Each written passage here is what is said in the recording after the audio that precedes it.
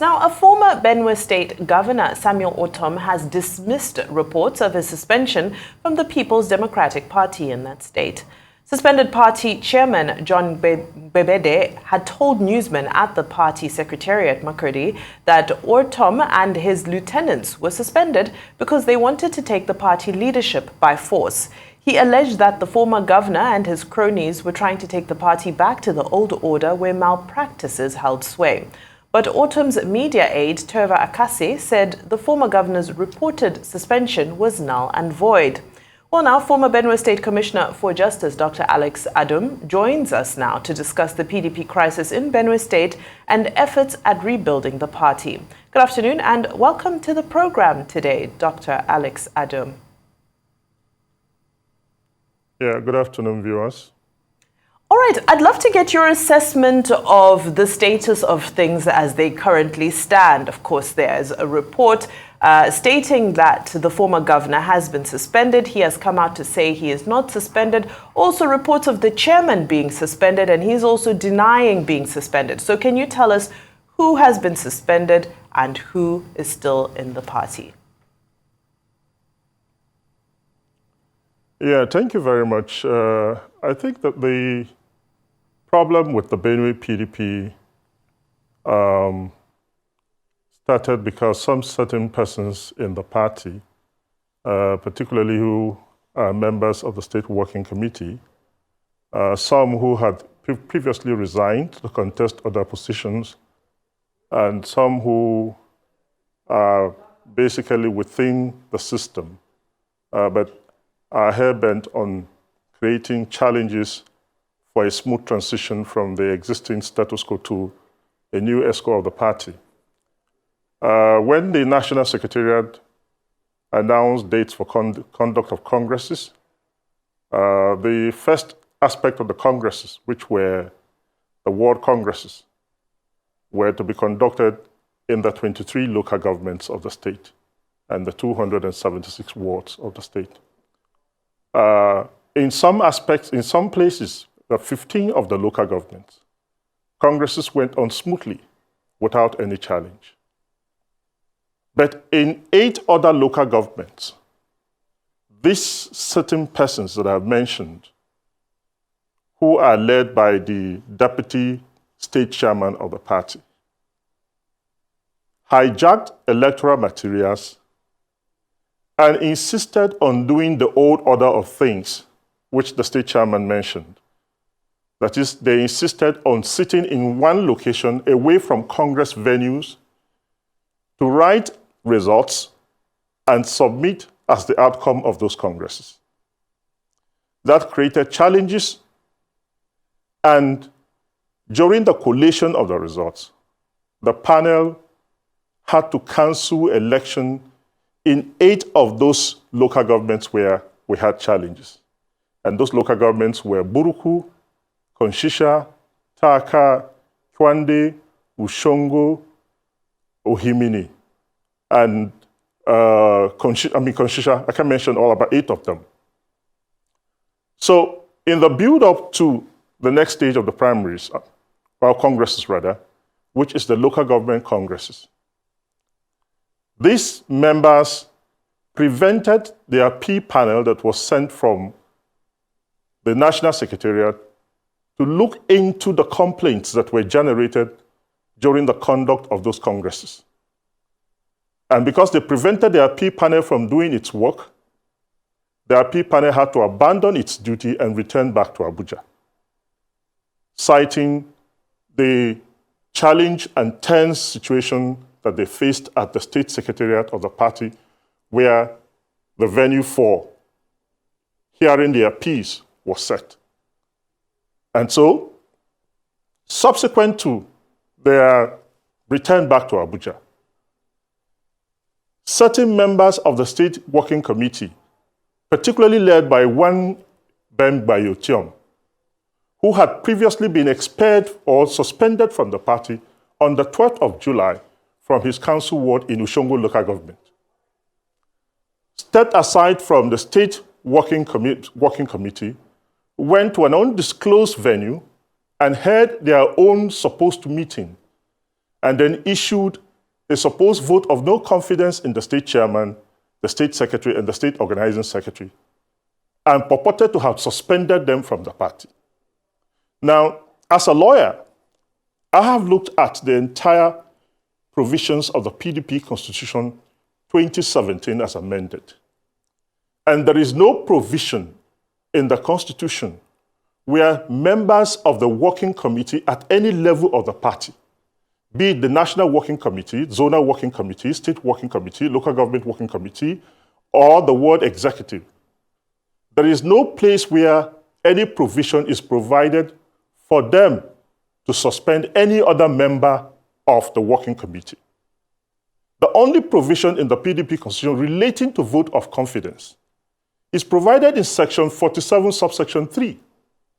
And it relates to vote of confidence moved in the midterm Congress or convention organized by the party. And the midterm convention, because the convention, by the provisions of the party, the tenure of elected executives is for a period of 4 years, subject to the provision that a midterm convention can be conducted in the second year of their tenure for a vote of confidence.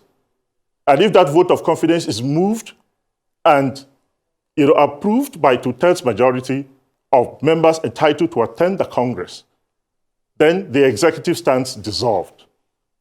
But there is no provision within the constitution of the PDP for certain members of the working committee at any level to step aside and pass a vote of no confidence in any other member of the working committee. And by the provisions of the PDP constitution, the state chairman of the party is a member of the National Executive Committee. And the National Executive Committee is provided for in section 31, subsection 1. That's the membership of the National Executive Committee. And these members who are members of the State Working Committee are not members of the National Executive Committee, because at the state level, in terms of the Working Committee, it is only the state chairman that is a member of the National National Executive Committee of the party. And so the constitution of the party provides the procedure for discipline. And that procedure for discipline is encapsulated in Article 57 of the party constitution. And it says only the executive committee at any level that is empowered to inaugurate a disciplinary committee to deal with matters of discipline within the party. And so, under Article 57, subsection 7, we've heard your case for the state chairman. Now, yes. Your position on the suspension or the alleged suspension of Samuel Ortom is really the main focus here, because of course he has come out to dispel this. So I understand you've stated your position saying that there's no locus for them to suspend the state chairman. Now, what about Samuel Ortom? Yeah, what is the current status of Samuel Ortom's membership of the PDP? Is he on suspension? Yeah, you see, ordinarily, as a lawyer, I must be honest by speaking the truth. Two wrongs don't make a right. But this is politics. The state chairman took the decision he took by immediately suspending the former governor of the state based on intelligence from the briefing he gave to the state executive committee the next day when he called the meeting of the state executive committee, that these people were being sponsored by the former governor to destabilize the party. And that the former governor had engaged in acts of anti-party during the 2023 general election and subsequent to his speech in Port Harcourt in January of this year, where he said the Benue PDP was going to vote for President Ahmed Bola Tinubu in 2027, a matter that has not been discussed at any level in the party to make him to make such a decision. So based on that and the instant case of the activities of those particular elements within the party, he felt that it was necessary for him to carry out a counter, suspension to be able to balance the equation up. But like I was saying, ordinarily, even Governor Otom is a member of the National Executive Committee of the party. And the procedures for suspending a member of the National Executive Committee of the party, as it applies to the state chairman, so does it also apply to the former governor. However, because if you sustain the suspension of the state chairman, purportedly the illegal suspension of the state chairman, then it is also necessary for you to sustain the illegal suspension of Otom. So both of them are illegalities anyway, but the truth of the matter is that the people who instigated all these suspensions and counter-suspensions were the people who went to do an illegal thing, not in accordance with the provisions of the Constitution. So they are the ones to be held responsible for the crisis that they have instigated in the Benue PDP. Otherwise, there was no crisis, and all these challenges we're facing today should have been avoidable. Okay. Dr. Adum, do you think that the PDP has a discipline problem? Because we are seeing these similar issues cropping up in various states. The major one, of course, that you've highlighted there is the case of anti-party activities, which has been lingering since the election, but has not been dealt with, directly. When you assess the PDP, do you think there's an issue with disciplining members? Yes, I think the PDP has a problem of disciplining members. And this problem, ordinarily, at the state level, shouldn't even have occurred. But because the National Working Committee of the PDP, that's the national leadership of the PDP, has been unable to put its foot down on many of those things. Because these categories of persons who are involved in anti-party activity in the party are people who are operating at the level of the National Executive Committee of the party. So they are the ones who have made the indiscipline in the party cascade down to the lower level. And they are maintaining the structures at the lower level to insist on this indiscipline not abating in the party. And so if the leadership, the national leadership of the party can apply its foot down and apply the constitution of the party, some certain persons who are responsible for the challenges, the defeat of the PDP in 2023, and the challenges that we're still currently facing ought to have been suspended or expelled from the party. When the neck of the party was heard, the issue was to set up a disciplinary committee and set up a reconciliation committee. And the idea is that in politics, we want numbers. So if people who committed anti-party activities or created issues of indiscipline within the party, but have come forward to say, oh, we are sorry about what we have done. We are prepared to work for the PDP and we're prepared to remain disciplined members of the PDP. Then we can reconcile them with the interests of the party and move forward.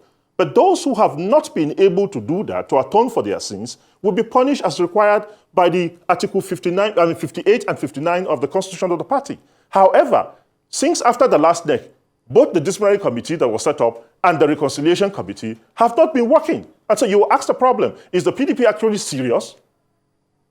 So the problem of indiscipline in the party is a problem that is initiated at the top and is only cascading down. Okay. Thank you for your insights on this, Dr. Alex Adum. You seem extremely passionate about it. I do hope that all these issues can be resolved according to the Constitution speedily. Dr. Alex Adum, former Commissioner of Justice for Benue State. Thank you so much for your time today.